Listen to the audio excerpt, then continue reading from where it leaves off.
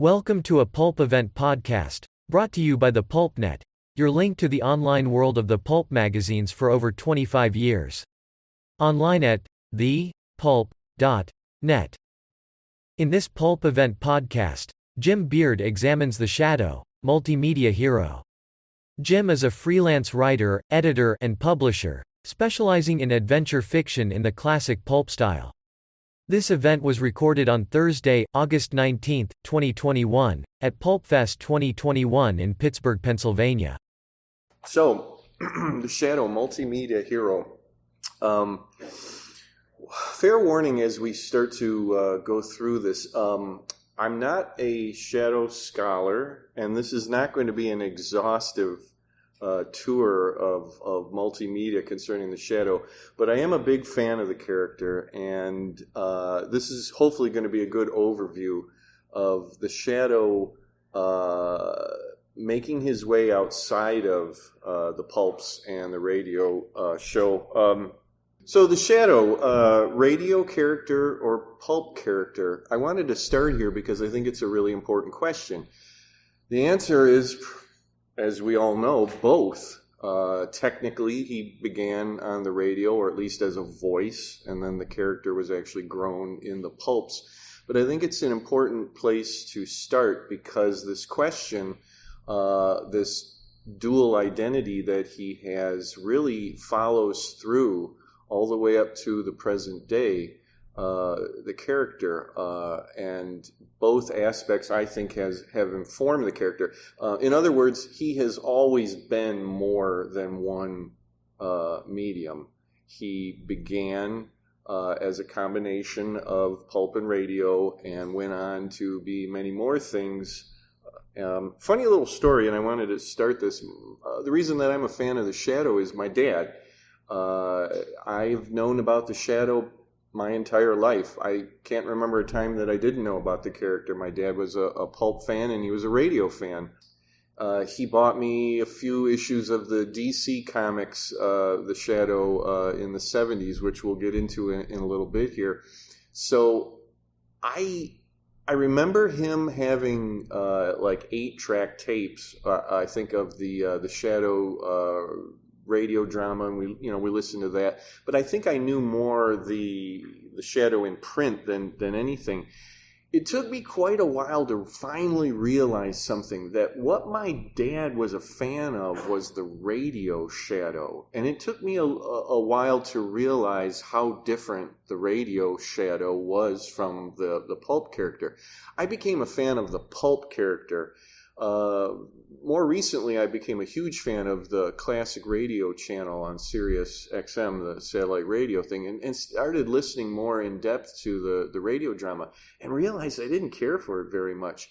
When I started really getting into the Shadow pulps, I got to the point where I learned that the Shadow is really Kent Allard, not Lamont Cranston. And one day I mentioned it to my dad, and my dad said, "Shadow's Lamont Cranston. I don't know what that other thing is." And he goes, he's Lamont Cranston to me. And that's when it really, really hit me that my dad was really a fan of the radio show.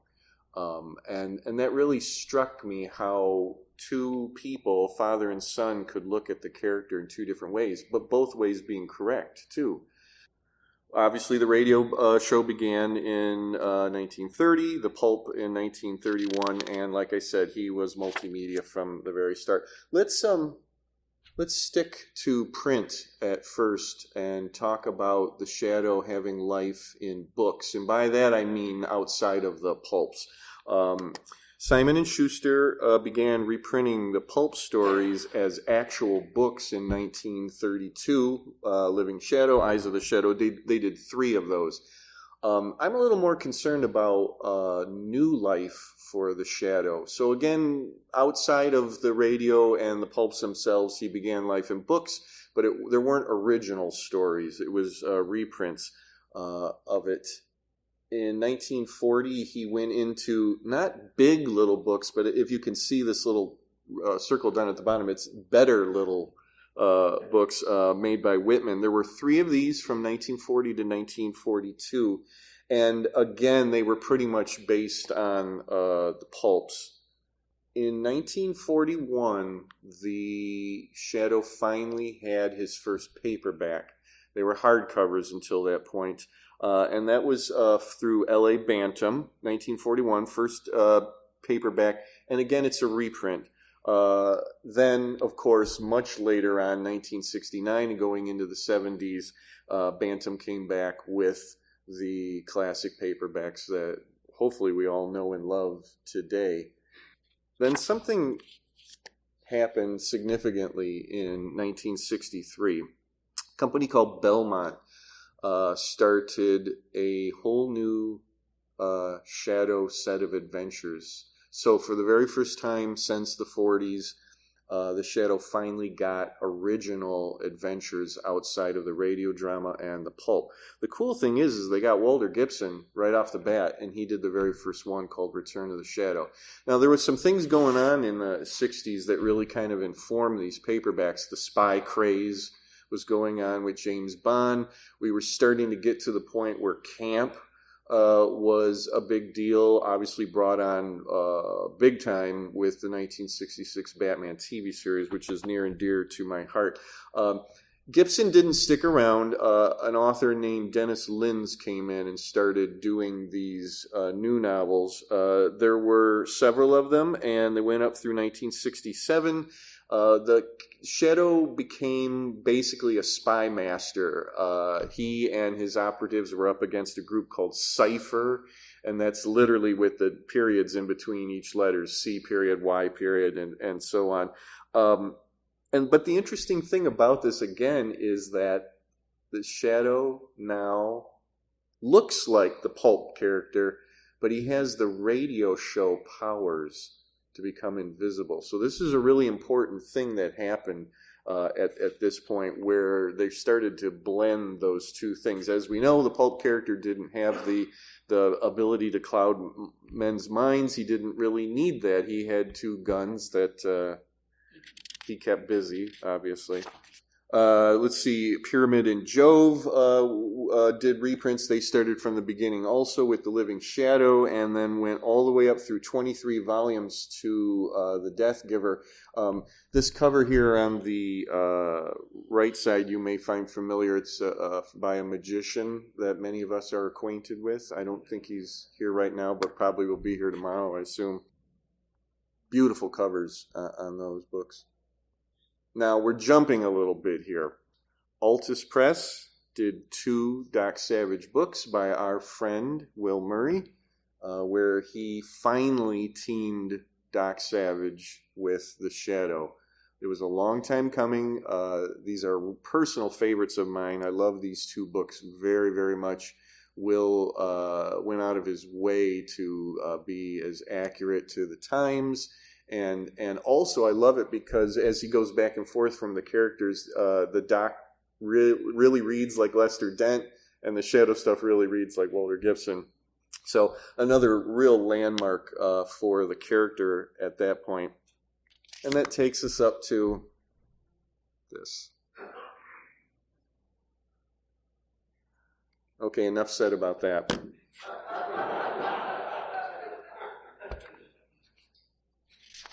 Unfortunately. All right, let's jump over to comic books now. But what we're really going to start with is a comic strip in the newspaper. June 1940, the syndicated daily first appeared by the Ledger Syndicate. You're seeing a Sunday example here of the character. And again, it's pretty much the pulp character. I don't believe he has the powers in this one. It's pretty much the full cloak and hat and the guns and the rest of it. That was actually written by Gibson, the comic strip, and illustrated by a guy named Vernon Green. That went into 1942, and there were 14 story arcs altogether. And those have been collected both in 88 and 99. So he finally made his leap into actual comic books also in 1940. Street and Smith, the publishers of the pulp, did Shadow Comics. This was the first comic that he appeared in. They even took one of the pulp covers and adapted it for the first comic book covers. This is really significant. This ran 101 issues, which is pretty darn good. And then, but in 1941, they started reprinting the comic strips from the newspapers. So it wasn't exactly new stories for the comic books, but really the comic strips being reprinted. All right, we're making another leap here, and that seems to happen a lot with the Shadow. He has times of very fertile publishing, and then he goes quiet, he goes back into the dark, and then he reappears again. And it's funny because it always seems to jump into the 60s. Again, that whole camp sensibility really made all these different publishers start to dig back into things from the 40s because they could present them as they were, but by that point, everybody was looking at them as camp, over the top or whatever, where it maybe wasn't as much of a pot boiler back when they were originally published. Archie Comics, and we had just heard about Archie Comics. Thank you, Michelle. Came out with the second Shadow comic book, just called The Shadow. That was in 1964. There was 8 issues. The first cover, as you can see, he looks pretty normal, meaning it's a cloak and the hat and he's skulking around. Well, then something really changed. They made him into a superhero on the inside of the book. He has a green and blue skin-tight costume with the trunks and the boots and the cape and the domino mask and all of that. Really, really weird translation of the character.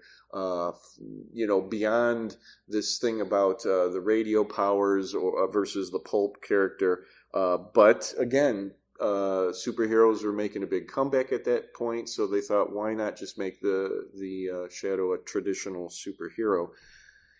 DC picked up the ball in 1973. Writer Denny O'Neil brought the character back to its pulp roots, and this really was a return to what pulp lovers knew as the Shadow. There was no more superheroes. The stories were set in the 30s.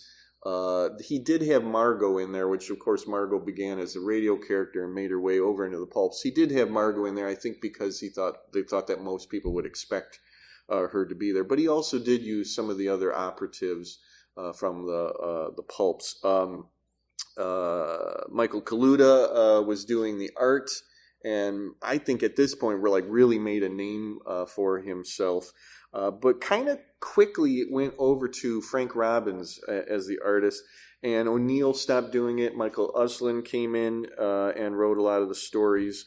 DC also did another Shadow series from 87 to 89. And that lasted 19 issues. And then another series from 89 to 92 called The Shadow Strikes, which lasted 31 issues. Also in the 70s, at the time that this series was running, there were 2 crossovers with Batman, which is kind of funny because I owned the second one, and because of the newsstand distribution at the time, I never got the first one until just a few years ago when I was an adult. But I can just see my dad, looking to buy comic books for me and spotting the Shadow and probably becoming very excited. And of course he wanted to buy those for the son. That was probably, this book plus those Batman crossovers were probably my first real exposure to the character, other than my dad playing some of the radio dramas on tape. But that was probably all right around the same time. There was has been a lot of Shadow in comic books. He seems to be to lend himself to the medium, being a very visual character. Dark Horse picked things up in 1993, and they did 3 miniseries, 93 to 95, and plus an adaptation of the 1994 film, which we'll get to in a little bit. Dynamite came in 2012. And did from 2012 to 2015, did another book called just The Shadow, 26 issues. And they very wisely got painter Alex Ross to do covers. And I think this is just as magnificent as any pulp cover from the 30s or 40s. And he is one of those guys that really wants to capture the essence of the character. And I mean, just looking at that, I think hopefully we can all agree. Dynamite also did 6 miniseries from 2013 to 2016, and one even with Batman, which was a co-publishing venture between DC and Dynamite. You were all talking about this before Michelle started her talk. I think I came in the middle of it. You were talking about some of the miniseries and series that Dynamite did, and there was some really good stuff in there. Year One was good, and that Margot Lane series I think was very good too. But they gave the Shadow powers. He has like psychic abilities. I mean, this is sort of one step past that clouding men's minds thing. So again, the Shadow is growing in a way and taking on new powers, new abilities, but still retaining his pulp look. All right, so let's put print aside and go into film. This is where things get really interesting as far as I'm concerned. So, 1931 and 1932, a company called Brian Foy Productions with Universal Pictures did 6 shorts. Now, these are not full-length movies, but again, 6 shorts that were based on the radio Shadow, but the early ones where the Shadow is pretty much just the narrator. They took the stories from the early radio dramas and made them into little short movies. The Shadow is pretty much just the narrator in those. 1937, he gets his first full-length movie, The Shadow Strikes, and if I'm not mistaken, I think they're gonna show some of those movies coming up. Great. Grand National made 2 Shadow movies, 1937, 1938. The first one called The Shadow Strikes. There's that title again. That title will follow the Shadow around for quite a while. Comic books, movies. And then they made one called International Crime. The Shadow, or Lamont Cranston, was played by Rod LaRoque. But unfortunately, he's only the Shadow in name. By the time of International Crime, I think he's uses the Shadow more as a code name than anything. He's pretty much just Lamont Cranston solving crimes. Whether or not that interests you or not, you may want to watch them just purely as a curiosity to see this part in the Shadow's history. But the stories were, from what I understand, based on the pulps. 1940, Columbia came out with a chapter play, a serial, Saturday morning serial.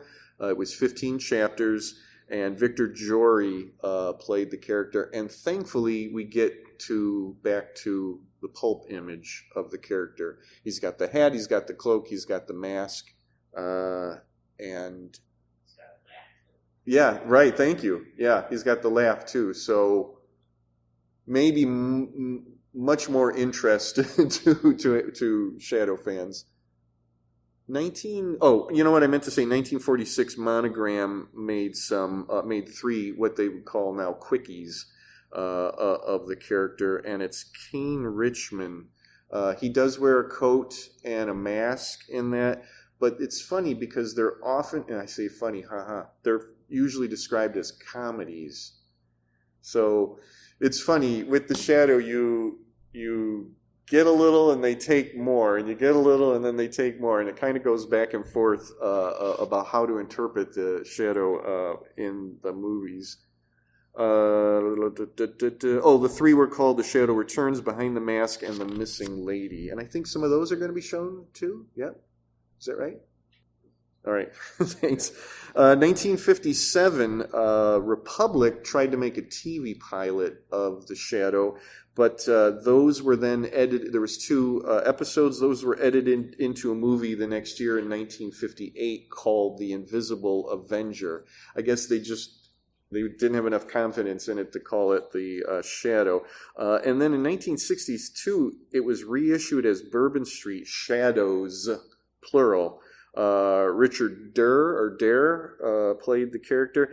And again, we're going back to this thing where he has powers that he didn't have in the pulp stories. And he has a kind of a yogi or sensei mentor type of character in these. I won't explain it. I just tell you about it. And then we come to, of course, the 1994 film. So, love it or hate it, this was the Shadow's big chance at a big, splashy, modern movie. I won't belabor it too much. Like I said, you either love it or hate it. They did try. I grabbed an image of Alec Baldwin looking very, very, very much like the Pulp character. They went so far as to even give him a prosthetic nose to match the Pulp character. He's got the guns and the cloak and the hat and the laugh and all of that. But we quickly learn that, again, this is a Shadow with powers. And interestingly enough, the character in the movie actually starts as a bad guy. He actually starts as a villain and then becomes a hero and goes up against Shiwan Khan in it. It was supposed to be the beginning of a whole franchise, a whole series of movies, and obviously it failed to do that. I think if you watch maybe like the first half hour or so of the movie, if you like the Pulp Shadow, I think that would be good enough, and you wouldn't really have to bother with the rest of the movie. But they kind of tried. Again, they tried to meld those two things together, like people have been doing for decades. There was a lot of merchandising tie-ins. Again, they really thought this was going to be a big deal. And we're going to get into some of those in a little bit, but I want to finish up films by talking really quick about director-producer Sam Raimi had announced in 2006 that he was going to be making a Shadow film. And he talked about it on and off for 6 years, up until 2012 when he finally threw in the towel and said it probably wasn't happening. It was supposed to be made through Columbia, and there was a rumor that it was going to have other heroes in it, like Doc Savage and the Avenger. But it was supposed to be, I guess, mostly a Shadow movie. There's really nothing much that's out there. I don't think any art has ever surfaced from it or script treatments or anything. I think it was pretty much just like a lot of movies where they were just talking about it. They were having meetings about it, and it never happened. This may be of interest to some of you. I didn't know about this, and when I started researching for this talk, I came across this, and I thought this was really fun. This was actually an LP record in 1968, again, at the height of the camp era. Let's mine these old pulp characters for everything that we can get out of them. Why I think this is really interesting, it was called The Official Adventures of the Shadow, and it had 2 original stories on it. I think that's very significant. Again, where we're not getting a retread of a pulp story, we're not getting one of the radio dramas just put onto a record, but they were actually new stories. And the really cool thing to me is they actually got the cast, for the most part, the cast from the radio show to come on and kind of recreate that same atmosphere, even down to the same narrator. Brett Morrison played the Shadow. It's something that if you didn't know about, you might want to hunt up because I think that's really, really fun. And just another example that the Shadow can conquer all media. Let's move on to television. I had mentioned a failed television pilot before, but in 1954 they actually filmed a pilot called The Shadow. Once again, he did have powers, and he was played by Tom Helmore. Also, from what I understand, there's not really any costume. There's not really any look in this. He's called the Shadow, and he has some powers, and he goes after criminals. But again, that's the extent of it. And then that takes us to 1957 when they tried another TV pilot. They did the 2 episodes, and then those got edited into the feature film Invisible Avenger. That was really the only 2 brushes with TV he had. Here's something that's now near and dear to me. We're going to a whole new medium. We're going to go into toys and toy-like things. This is really fun. In 1940, in the Pulp magazine, there was a very big production that suggested that it was going to be a shadow Christmas. I don't know about those 2 things mixing, but, it is what it is. But there was a lot of really cool things that came out at that point. There was a hat, cape, and a mask of the Shadow. There was stationery, which I guess you could use invisible ink with. There was a disguise kit, an official holster set, a thing called the Tecto light and the pencil light, which little pencil flashlight. And then there was a board game too. This is really interesting to me because it really made me wonder how many kids, and I mean like little kids who would have really liked all that stuff, how many of them were actually reading the Shadow Pulp at that time? I think they were probably listening to the radio show more than they were reading the pulps. I'd be kind of surprised if there was a significant amount of younger children that were into the pulps. I assume that the thought was at this time that the older kids and the adults who were reading the pulp had younger brothers, and they would see these ads in the pulps and think, oh, well, I'll get this stuff for my little brother or maybe my son for Christmas. There were some really, really cool things, which are probably worth millions of dollars now. I love this image of the kid here in the I mean, this is the first Shadow cosplayer, right? Yeah, and here's the Shadow over here on the left with his guns drawn, saying it's going to be a Shadow Christmas. Because it really does say Christmas, doesn't it? You would think they would have pushed it, more for Halloween, but... Yeah, isn't it though? Right. In the verbiage there, it said something about that you'll fool even the people closest to you. I mean, it's like a big rubber, mask kind of thing. I don't know how many kids cried, when their sister said, "Danny, that's just you." So we talked about the 1994 movie having a lot of merchandise tie-ins, and one of the biggest parts of that was action figures. The Shadow had never had an action figure or anything like that before 1994. But in 1994, there were 9 different action figures released for the movie. 5 of the Shadow himself and 4 of Shiwan Khan. And they were all different sorts of things. Because we're getting into the era where it's not just good enough to have a Batman figure. You have to have Scuba Aqua Batman and things like that. So there was the same thing with the Shadow. There was like transforming Lamont Cranston.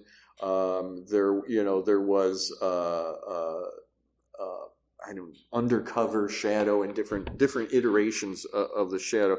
There was also vehicles that you could buy for the action figures, and there were 4 of those, 3 different ones for the Shadow, and then Shiwan Khan had his own vehicle too. I picked this one because it actually really is a really cool looking car. That was the Mirage SX100 that were for the action figures. These are really starting to go for bigger prices now, especially if they're still in the packages.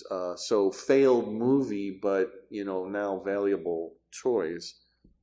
There were games. Now, we talked about the 1940-1941 board game of the Shadow. It took until 1994 for him to have anything else resembling a game. You would have thought that there might have been a game in the 60s, but as far as I can tell, there wasn't. Over on the left is a video game that they made and finished completely for the 1994 movie, and then it was unreleased.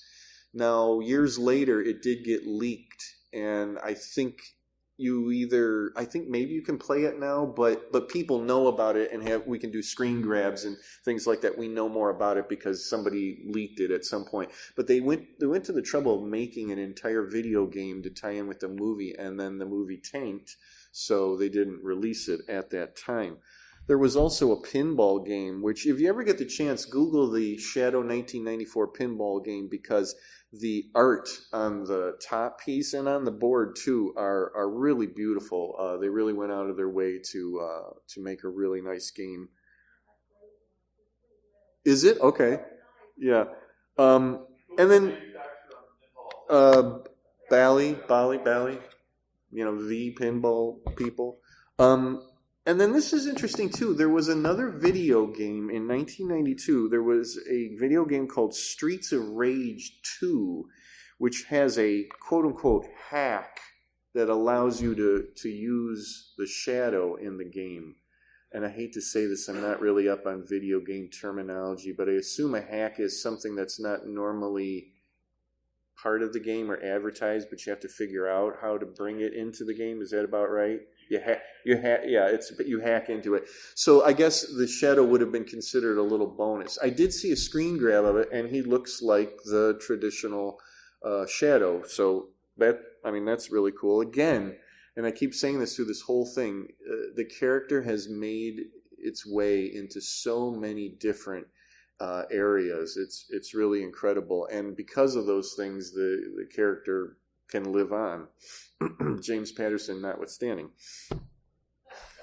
Yeah, I'm going to keep harboring on that one.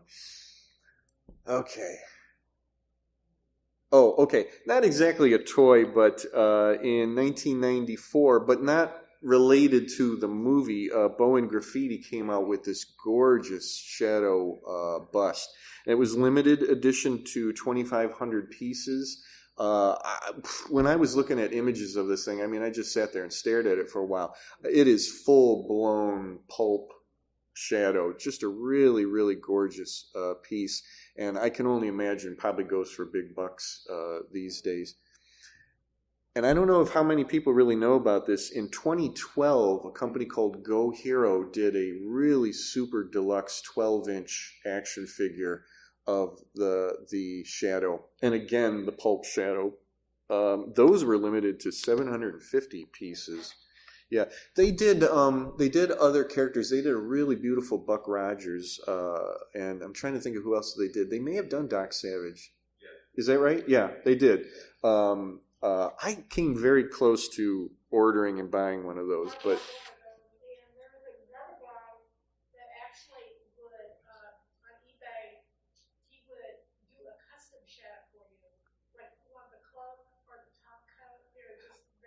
That's cool. Yeah.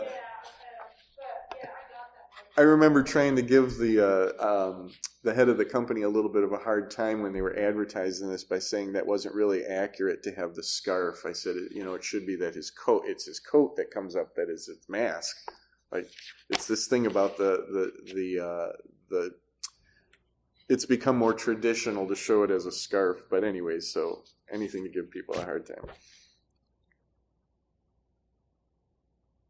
And then we come to our last category, which is premiums. And I separate that from toys because premiums being usually mail-away items.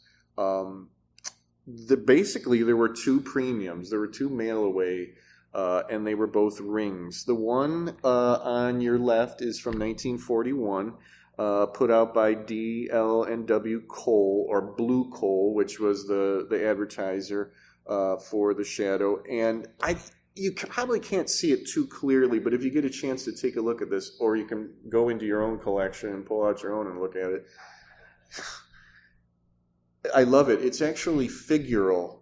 There's an image, a 3D image of the shadow on the side of the ring. Really, really cool. And then this sort of blue stone-looking thing at the top of it. Then, 6 years later, which I find really incredible that it took 6 years later to do something else like that, Carrie Salt did the Shadow Magic Ring, and it has a black stone in it. But unfortunately, they just reused the mold. that they already had and were using for other character mailways. Jack Armstrong. Wasn't it Buck Rogers too? Jack Armstrong first, then Buck Rogers. And then Buck Rogers. Right, yeah. So the Shadow doesn't even deserve his new ring. He has to have other characters' rings. But oh well. But it is cool today. There was also some regional premiums. Like there was a Hypno coin, which I know they made reproductions of at one point. But if you have an original one, and I think I have an image of. Yeah, advertising also in the 1940s. That Matchbox book is so cool. It actually has this little pop-up shadow when you lift the cover on it. That's just gorgeous for just something that you basically throw away. That's why these things are so valuable today, because you're supposed to use it and throw it away. Who saved that kind of thing? And then ink blotters. And I'm looking around the room, and I'm assuming everybody in this room knows what an ink blotter is, right? Okay, we don't have to explain what an ink blotter is. And there were several different ones, ink bladders, and I picked this one because I thought it was really one of the nicer ones. And again, blue coal. I love it how blue coal is as big as saying the Shadow on there.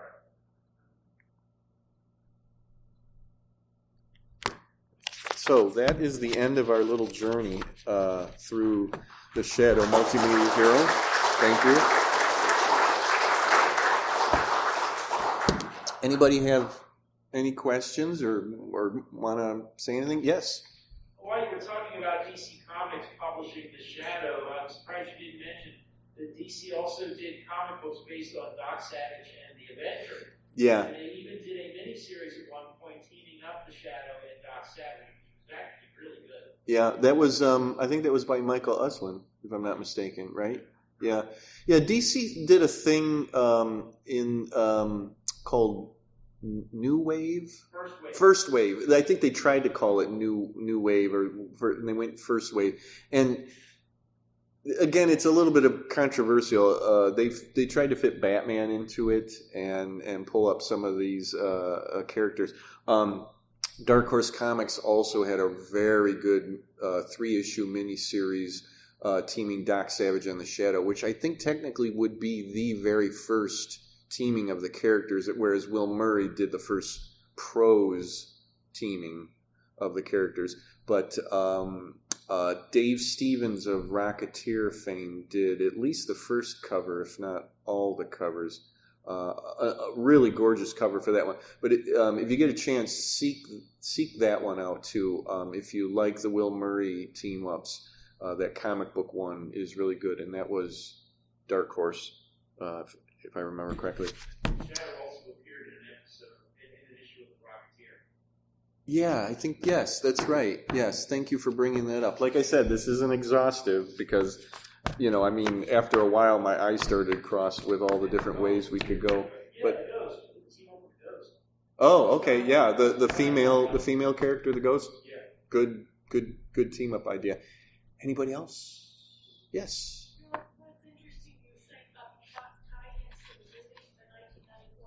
Yeah. There was a lot of them, but the thing is, it's hard to actually find a lot of that stuff because there may not have been that many of the pieces. Mm-hmm. I saw the other day a guy posted a photo of the backpack, and I had never seen it before. And you got a lot of the Shadow fans that their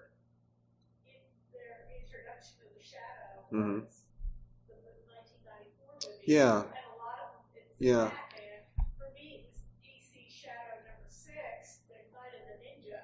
Yeah. You hit upon something I think is really important is that all of these different things, the multimedia experience helped bring the Shadow to lots of people that maybe normally wouldn't. And I'm one of those people. I had the comic books. My dad told me about the old days, but I was experiencing actually brand new Shadow material when I was a kid, and that's what I really love about it. You may not always like the way he's interpreted, but at least the name and the basic concept was getting out there. And it's the same with the 1994 movie. With all that merchandise out there and the name was out there, and for the most part the image was, pretty accurate to the pulps. And Love or Hate the movie, at least to me, it got out there, and that's why it's important in the grand scheme of things. Anybody else before we wrap this up? I hope you enjoyed this little journey, and thank you very much for sitting here and listening to me. Thanks. You've been listening to a Pulp Event podcast, brought to you by the PulpNet, your link to the online world of the pulp magazines for over 25 years.